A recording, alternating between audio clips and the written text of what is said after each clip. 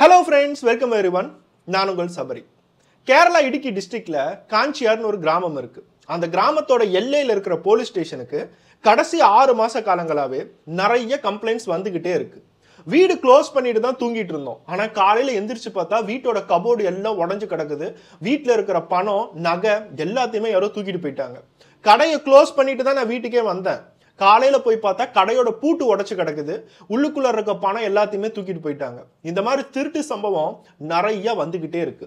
Police என்னதான் night patrol rounds பண்ணாலும், என்னதான் அங்க கூர்க்கா எல்லாமே நடந்துகிட்டு இருந்தாலும் இந்த திருட்டை மட்டும் யாராலையும் நிறுத்தவே முடியல.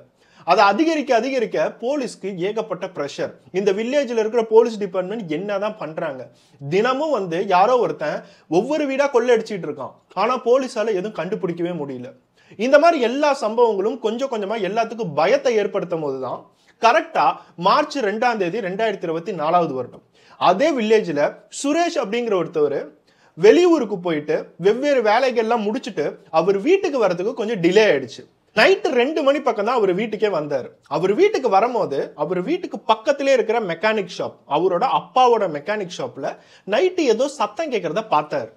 அந்த மெக்கானிக் ஷாப் குள்ளார போய் பார்க்கும்போது 2 பேர் முகமுடி போட்டுட்டு எதையோ திருடிட்டு இருக்காங்க. அதை பார்த்தோன்னே எல்லாரும் வாங்க வாங்க வாங்கன்னு சொல்லிட்டு எல்லாத்துக்கிட்டுமே கத்த ஆரம்பிச்சிட்டாரு.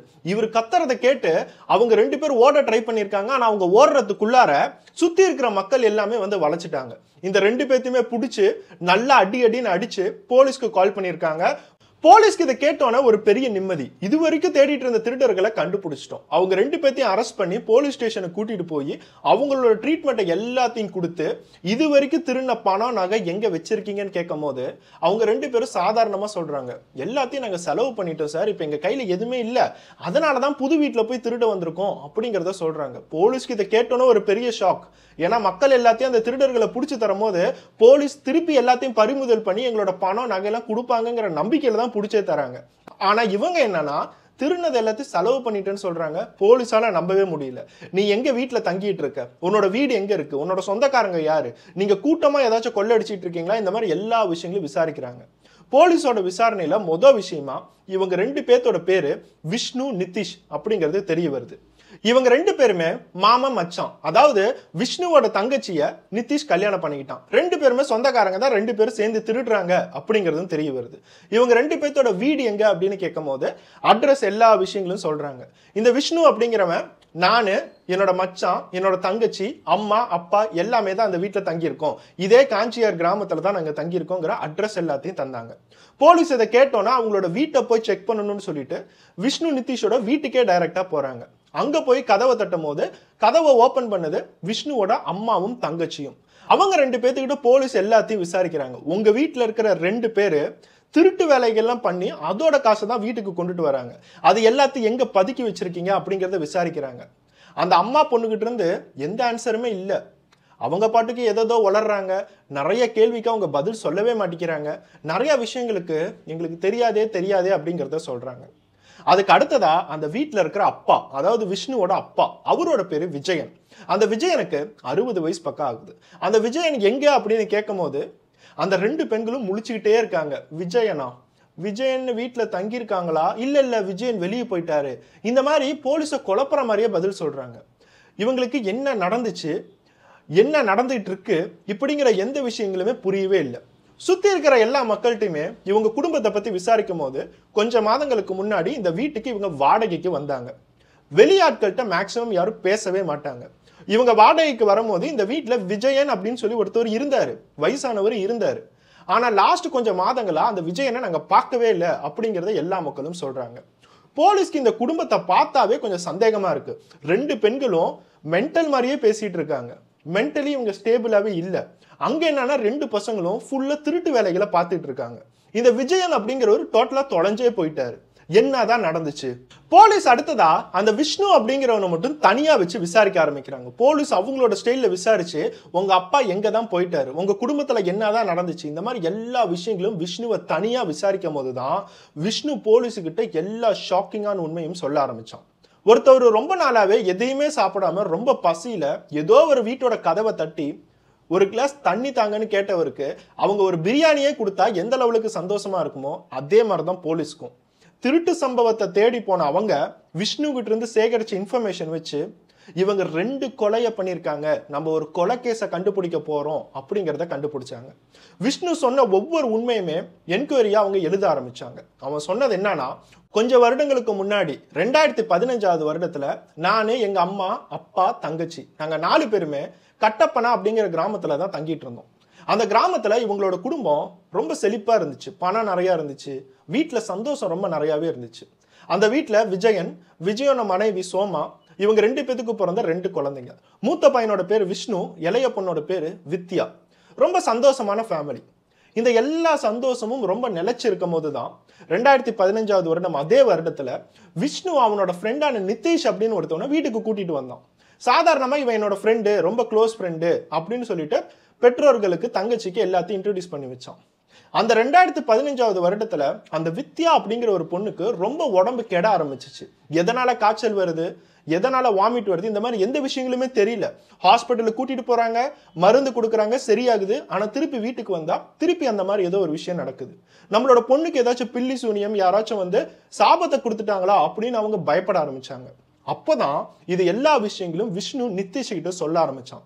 நிதிஷ் இதை கேட்டதுக்கு அப்புறம், இந்த ஃபீல்டில் நான் கொஞ்சம் எக்ஸ்பர்டைஸா தான் இருக்கேன், நான் நிறைய பூஜைகள் பண்ணுவேன், மாந்திரிக பூஜைகள்லாம் பண்ணா கண்டிப்பா உன்னோட தங்கச்சிக்கு ஒரு ரிசல்ட் கிடைக்கும் அப்படிங்கிறத விஷ்ணுவை நம்ப வைக்கிறான். தன்னோட ஃப்ரெண்டு நிதிஷை டோட்டலா நம்பி, நிதிஷ் கண்டிப்பா நம்மளோட தங்கச்சியை குணப்படுத்துவான், இந்த நோய் எந்த விஷயமா இருந்தாலும் அவன் டோட்டலாவே நீக்குவான், மாந்திரிக பூஜையெல்லாம் செய்வான்னு சொல்லிட்டு தன்னோட அப்பா அம்மா கிட்ட போய் எல்லாத்தையும் சொல்றாங்க.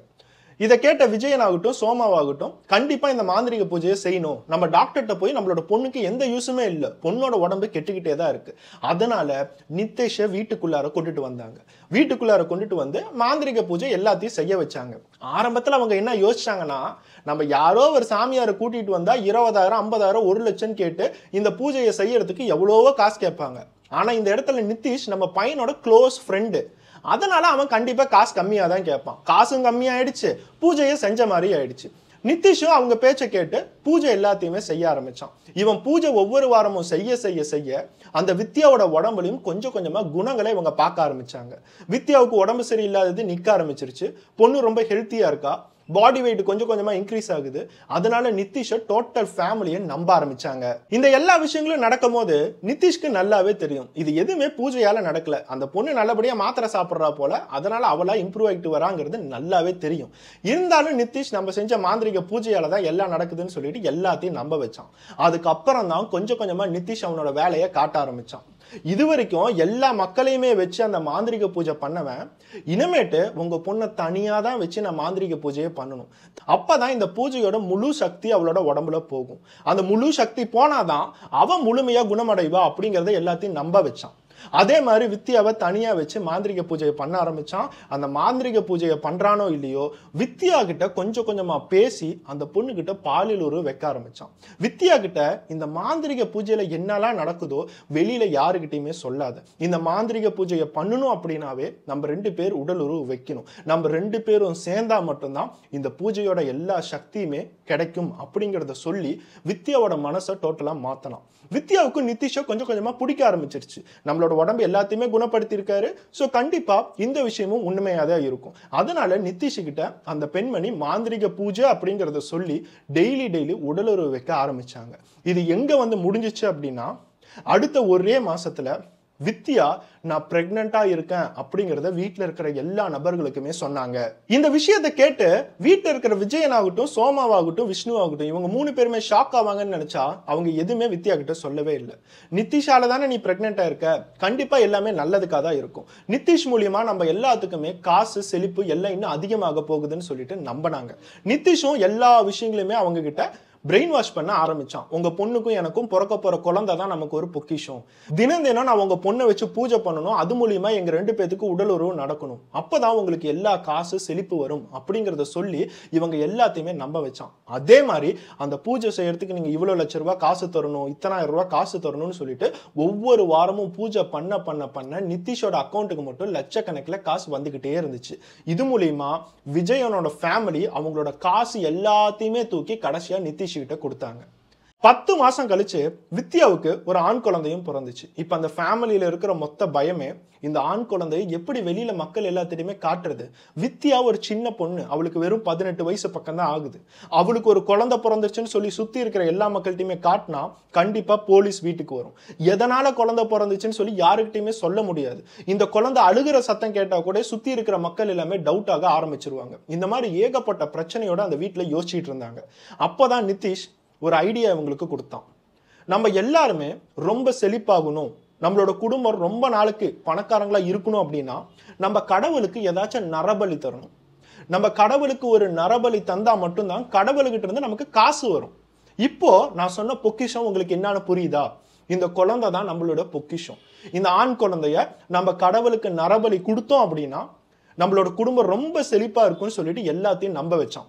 அந்த குடும்பம் இதை கேட்டோன்னு ஒத்துக்கிட்டாங்க. ஒரு விஷயம் என்னன்னா, இந்த குழந்தைகிட்ட இருந்து நம்ம தப்பிக்கணும், சுத்தி இருக்கிறவங்க யாருக்கும் சந்தேகம் வரக்கூடாது, நம்ம ரொம்ப பணக்காரங்களாகணும், அதனால இந்த குழந்தைய நரபலி கொடுத்துடலாம்னு சொல்லி ஒத்துக்கிட்டாங்க. ஜூன் மாசம் 2016 வருடம் இவங்க எல்லாருமே சேர்ந்து பூஜைங்கிற பேர்ல வெறும் 4 நாள், குழந்தை பிறந்து 4 நாள் தான் ஆகுது, அந்த 4 நாள் வயசுடைய குழந்தைய கழுத்தை நெரிச்சு கொலை பண்ணியிருக்காங்க. அந்த கொலையை பண்ணது நிதிஷும் அந்த விஜயன் அப்படிங்கிற 60 வயசு ஆளும் தான். கொஞ்சம் யோசிச்சு பாருங்க, அந்த 4 நாள் வயசுடைய குழந்தைய கழுத்தை நடிச்சு கொலை பண்றதுக்கு அவங்களுக்கு எப்படி அந்த மனசு வந்துச்சுங்கிறது தெரியல. அந்த குழந்தைய கையில வச்சிருக்கும் போது அந்த குழந்தைய நம்மளோட கையோட சைஸ் தான் இருக்கும், வெறும் 4 நாள் தான் ஆகுது. அந்த குழந்தைய எப்படி இவங்களுக்கு கொலை பண்ண மனசு வந்துச்சு? அந்த குழந்தைய கொலை பண்ணாதான் நமக்கு காசு வரணும் அப்படின்னா அப்படிப்பட்ட பிச்சை காசு எதுக்கு? அந்த குழந்தைய கொன்னு அதே வீட்டுல ஒரு குழியை தோண்டி அந்த குழந்தைய புதைச்சு அதுக்கு பூஜை பண்ணி இவங்களோட வாழ்க்கையை ஆரம்பிச்சிருக்காங்க. அந்த பாவத்தோட இவங்களோட வாழ்க்கையை ஆரம்பிக்கும் போது இவங்களோட வாழ்க்கை உண்மையாவே சந்தோஷமா இருக்கும்னு நினைக்கிறீங்களா? இந்த எல்லா விஷயங்களும் செஞ்சதுக்கு அப்புறம் தான் அந்த குடும்பத்துக்கு கொஞ்சம் கொஞ்சமா நிதிஷ் மேல நம்பிக்கை குறைய ஆரம்பிச்சிச்சு. மாச கணக்குல இவன் சொல்ற எல்லா காசையுமே கொடுத்துட்டு இருக்கோம். மாச கணக்குல இவன் சொல்ற எல்லா விஷயங்களையும் நம்ம நம்பிட்டு இருக்கோம். சுத்தி இருக்கிற சொந்தக்காரங்க கிட்ட பேசக்கூடாதுன்னு சொன்னா எந்த சொந்தக்காரங்க கிட்டையும் பேசல. பக்கத்துல இருக்கிற ஆட்கள் கூட பேசக்கூடாதுன்னு சொன்னா யாருகிட்டயுமே பேசல. குழந்தைய கொலை பண்ணணும்னு சொன்னா கொலை பண்ணிட்டோம். இதையும் தாண்டி நம்ம பணக்காரங்க ஆகுமான்னு பார்த்தா இல்ல, இவனுக்கு காசு கொடுக்கறதுக்காக வீட்டை வேற அடமான வச்சு அதுக்கும் சேர்த்து தான் காசு கொடுத்தோம். இந்த மாதிரி அவங்க எல்லா காசையுமே தொலைச்சிட்டு நிதிஷ் மூலியமா நம்ம திருப்பி பணக்காரங்க ஆகும்னு சொல்லிட்டு ரொம்ப மாசமா வெயிட் பண்ணிக்கிட்டே இருந்திருக்காங்க. அதுக்கப்புறம் கடன் கொடுத்தவன் எல்லாம் வந்து வீடு எடுத்துக்கிட்டு இவங்க வீட்டை விட்டு துரத்து விட்டுட்டான். அதுக்கப்புறம் குடும்பத்தோட சேர்ந்து கட்டப்பனா கிராமத்துல இருந்து இந்த காஞ்சியார் கிராமத்துக்கு வந்தாங்க. அந்த காஞ்சியார் கிராமத்துக்கு வந்ததுக்கு அப்புறம் அந்த 60 வயசுடைய விஜயன் உடம்பு எல்லாம் ரொம்ப டயர்ட் ஆகி நடக்க கூட முடியாத ஸ்டேஜ்ல இனிமேட்டு நான் வேலைக்கே போக மாட்டேன்னு சொல்லிட்டு வீட்லயே உட்காந்துட்டாரு. விஜயன் மட்டும்தான் இத்தனை வருஷமா சம்பாரிச்சு அந்த வீட்டுல எல்லாருமே சாப்பிட்டுட்டு இருந்தாங்க. ஆனா இப்ப விஜயனே வேலைக்கு போகலன்னு சொல்லும் போது நிதிஷ்க்கு அதை கேட்டோன்னு சரியான கோவம். நீ வேலைக்கு போறேன்னு சொல்லிதான் நாங்க வீட்டுல எல்லாம் உட்காந்துட்டு இருக்கோம், இப்ப என்னன்னா வயசாயிடுச்சுன்னு சொல்லி வீட்டுல தண்டமா உட்காந்துட்டு இருக்க, ஒழுங்கா வேலைக்கு போடான்னு சொல்லி விஜயன்ட்ட கேட்கும் போது விஜயனுக்கு அப்படி ஒரு கோவம். நான் எதுக்குறா சம்பாரிச்சு உனக்கு சாப்பாடு போடணும்? இது வரைக்கும் குடும்பத்தை எல்லாத்தையும் நீ ஏமாத்திட்டு தான் இருந்த, ஏமாத்தினது மட்டும் இல்லாம என்னோட பொண்ணோட வாழ்க்கையே கெடுத்துட்டியடா. நீ சொன்ன பூஜைக்காக என்னோட பொண்ணையே பலி கொடுத்து அவளோட குழந்தையும் பலி கொடுத்து என்னோட பொண்ணோட வாழ்க்கையே சீரழிச்சிட்டடா. உன்னோட சந்தோஷத்துக்காக என்னோட பொண்ணையே என்கிட்ட கொடுக்க வச்ச பத்தியா, அதுலயே நான் உயிரை விட்டுட்டேன்டான்னு சொல்லிட்டு ரொம்ப கோவப்பட ஆரம்பிச்சாரு. விஜயன் கோவப்படப்பட நிதிஷ்க்கு கோவம் அதிகமா வருது. இவன் கோவப்பட ஆரம்பிச்சான் அப்படின்னா சுத்தி இருக்கிற எல்லாரும் அந்த குடும்பத்துல எல்லாரும் கோவப்படுவாங்கன்னு தெரியும். அதனால விஜயன் எப்ப கோவப்பட்டானோ அப்பவே கையில கிடைச்ச ஒரு சுத்தி எடுத்து அந்த விஜயனோட மண்டையை உடைச்சு அதே இடத்துல சாவடிச்சான். சுத்தி இருக்கிற விஷ்ணுவாகட்டும் சோமாவாகட்டும் அந்த வித்யாவாகட்டும் தன்னோட அப்பா இறந்து போறதை பார்த்துக்கிட்டு அவங்க எதுவுமே சொல்லல. எல்லாமே நிதிஷ்க்கு பயந்துகிட்டு கம்மன் இருந்தாங்க. ஏன்னா அந்த குடும்பத்துக்கே நிதிஷ் எப்படி நமக்கு காசு எல்லாத்திலையும் வர வைப்பானோ அதே மாதிரி மாந்திரிக பூஜையை பண்ணி நமக்கு நோய் வர வைக்க முடியும், மாந்திரிக பூஜையை பண்ணி நம்மளை சாவடிக்க முடியும் அப்படிங்கிற நம்பிக்கை அவங்களுக்கு இருந்துச்சு. அதனால நிதிஷ் பண்றது எல்லாத்தையும் பொறுத்து போய்கிட்டே இருந்தாங்க. நிதிஷ் அந்த 60 வயசுடைய விஜயனை ஆகஸ்ட் மாசம் 2023 வருடம் சாவடிச்சிட்டான். அதுக்கப்புறம் யாருமே சுத்தி இருக்கிறவங்க விஜயனை பார்க்கவே இல்லை. அந்த விஜயனை அதே வீட்டுல ஒரு குழி தோண்டி விஜயனை புதைச்சு அவனுக்கு ஒரு பூஜை பண்ணியிருக்கான்.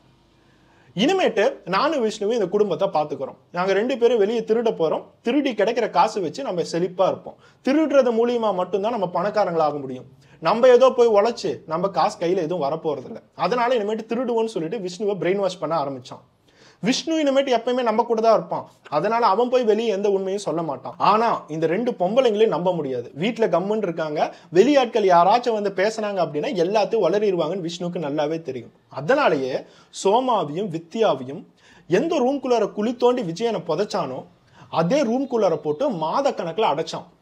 தன்னோட அப்பா இந்த இடத்துல நம்ம புதைச்சிட்டோம், தன்னோட கணவரை இந்த இடத்துல நம்ம புதைச்சிட்டோம், அவரோட ஆவி சுத்திக்கிட்டே இருக்கேன்னு சொல்லிட்டு அந்த 2 பெண்கள் மாச கணக்கில் அதே ரூம்ல இருந்து அவங்களோட மென்டல் ஸ்டேட்டே டோட்டலா போக ஆரம்பிச்சிருச்சு. எல்லாத்துக்கிட்டே அவங்க ஒழுங்கா பேசுறதை நிறுத்தினாங்க. கொஞ்சம் கொஞ்சமா அங்கங்க விஜயன் இருக்கான்னு சொல்லிட்டு அவங்களே கற்பனை பண்ண ஆரம்பிச்சாங்க.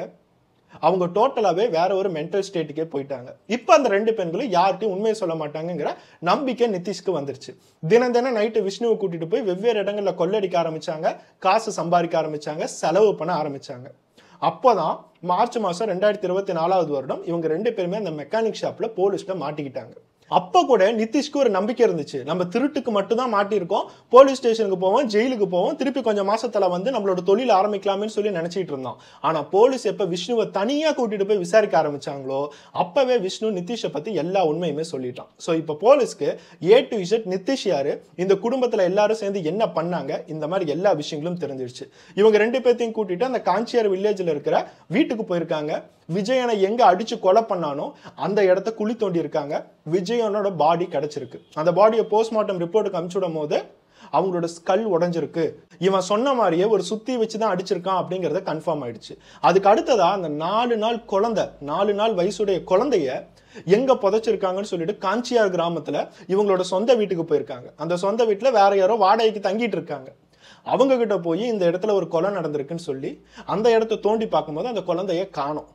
குழந்தையோட பாடியை எங்க தேடினாலும் காணமேன்னு சொல்லி நிதிஷ்ட கேட்கும் போது இவங்க எல்லாத்தையுமே நான் புதைச்சதா சொன்னேன், ஆனா நான் உண்மையாலுமே புதைக்கல, நான் ஒரு இடத்துல டிஸ்போஸ் பண்ணிட்டேன், கடல்ல போய் தூக்கி போட்டுட்டேன், இந்த மாதிரி ஏகப்பட்ட கதையை சொன்னான். ஆனா குழந்தைய கொலை பண்ண அப்படிங்கறத அவன் ஒத்துக்கிட்டான். சோ போலீஸ் இந்த எல்லா விஷயங்களுமே என்கொயரியில சேகரிச்சு எவிடன்ஸ் ஐ விட்னஸ் எல்லாத்தையுமே கொண்டுட்டு வந்து போதாததுக்கு இந்த குடும்பத்தை டோட்டலா என்னென்ன செஞ்சாங்கிற டெமோ காட்ட வச்சு கோர்ட்ல போய் நிக்க வச்சிருக்காங்க. இவங்க எல்லாருக்கும் எத்தனை வருஷம் ஆகும், எத்தனை வருஷம் இந்த கேஸ் நடக்கும், எத்தனை வருஷம் தண்டனை தருவாங்க, தூக்கு தண்டனை தருவாங்களா இல்ல ஆயுள் தண்டனை தருவாங்களா, இந்த மாதிரி எந்த விஷயங்களுமே நமக்கு என்ன தெரியாது. இந்த சம்பவத்துல வர எல்லா விஷயங்களுமே கேட்டா நிறைய பேர் உண்மையாலுமே சிரிக்க ஆரம்பிச்சிருப்பீங்க. ஒரு குடும்பத்துல இந்த லெவலுக்கு மக்கா இருப்பாங்களா, இந்த லெவலுக்கு ஆன்மீகத்தை நம்புவாங்களா? எவனோ ஒரு ஃப்ராடு வீட்டுக்குள்ளார வந்து தன்னோட பொண்ணு மேல கையை வச்சு தன்னோட பொண்ணுகிட்ட உறவு வச்சு பூஜை அப்படிங்கிறத சொல்றான். அதை கூட நம்புற அப்பா இருக்காங்களா, அதை கூட நம்புற அண்ணன் இருக்கானா அப்படின்னு சொல்லி எல்லாத்துக்கும் தோணதான் ஆரம்பிக்கும். எனக்கும் அதை கேட்கும் போது கொஞ்சம் சிரிப்பா தான் வந்துச்சு. ஆனா கொஞ்சம் யோசிச்சு பாருங்க, இவங்களோட வாழ்க்கையில எந்த தப்புமே செய்யாம வெறும் 4 நாள் வயசுடைய அந்த குழந்தை, ஆண் குழந்தை செத்துருச்சு, கழுத்தை நெரிச்சே கொலை பண்ணியிருக்காங்க. அந்த குழந்தைக்கு நம்ம குடும்பத்துக்காரங்க தான் நம்மளை கழுத்தடிச்சு கொலை பண்றாங்கன்னு கூட தெரியாது. அந்த உலகத்துக்கு வந்து வெறும் 4 நாள், அதுக்கு அழ மட்டும்தான் தெரியும், அதை கூட செய்ய முடியாம அவங்க கொலை பண்ணி தூக்கி எரிஞ்சிருக்காங்க. இந்த மாதிரி ஒரு பாவத்தை பண்ண அந்த குடும்பத்துக்கு என்ன மாதிரி தண்டனை கொடுத்தா சரியா இருக்குங்கிறத கண்டிப்பா கமெண்ட் பண்ணுங்க. நான் நிறைய சம்பவங்களை இந்த மாதிரி சொல்லிட்டு தான் இருக்கேன். உங்ககிட்ட சாமியார்னு சொல்லிட்டு ஒருத்தன் வருவான் பாத்தீங்களா, செருப்படுத்து அடிச்சு வெளியே அனுப்பிச்சு விடுங்க. அவன் உண்மையாலுமே சாமிக்கு கான்டாக்ட் பண்றவனா இருக்கட்டும் இல்ல ஃப்ராடா இருக்கட்டும், யாரா இருந்தாலும் பரவாயில்ல. கடவுள்னா யாரு? கடவுள் எல்லா இடத்துலயும் இருக்காரு, தூம்புலையும் இருக்காரு, துரும்புலையும் இருக்காரு. கடவுள் எப்படியும் நம்மளை பார்த்துக்கிட்டு தான் இருக்காரு அப்படிங்கறது எல்லாத்தையும் சொல்றாங்க. அந்த கடவுள்கிட்ட நம்ம வழிபடணும் அப்படின்னா அதுக்கு எதுக்கு புரோக்கரு? ஒரு ரியல் எஸ்டேட் புரோக்கர் என்ன பண்ணுவாரு, நம்ம ஒரு வீடோ லேண்டோ பார்ப்போம், அதுக்கு தேவையான எல்லா அஃபிஷியல் திங்ஸ் பத்திரம் எல்லாத்தையும் எழுதி ரெஜிஸ்ட்ரேஷன்லாம் பண்ண உதவி பண்ணுவாரு. இப்ப கடவுளோட வழிபாடு நமக்கு வேணும் அப்படின்னா கையெடுத்து சாமி கும்பிட்டா போதும்ல. இல்ல அல்லான்னு சொல்லுவாங்க, இல்ல ஜீசஸ் இப்படின்னு கும்பிடுவாங்க, இப்படின்னு நமக்குன்னு சொல்லிட்டு ஒரு வழிபாடு இருக்குல்ல, அது போதும் இல்ல. கடவுள் நம்மளை உதவ மாட்டாரா? அது எல்லாத்தையும் விட்டுட்டு நடுவில் ஒரு புரோக்கரை கொண்டுட்டு வந்து அவனை எதுக்கு நீங்க ரெஜிஸ்ட்ரேஷன்லாம் பண்ண வைக்கிறீங்க? அவன் ரெஜிஸ்ட்ரேஷனுங்கிற பேரை வச்சு நம்ம வீட்டில் இருக்கிற பொண்ணுங்களை தொடுறதும் அவங்க கிட்ட பாலியல் உறவு வைக்கிறதும் அவங்களோட வாழ்க்கையை டோட்டலா நாசம் பண்றதுமா இப்ப நிறைய சாமியார்கள் வந்திருக்காங்க. இதுக்கு முன்னாடி கேரளால வேற ஒரு சாமியாரை பத்தி நான் சொல்லியிருக்கேன்.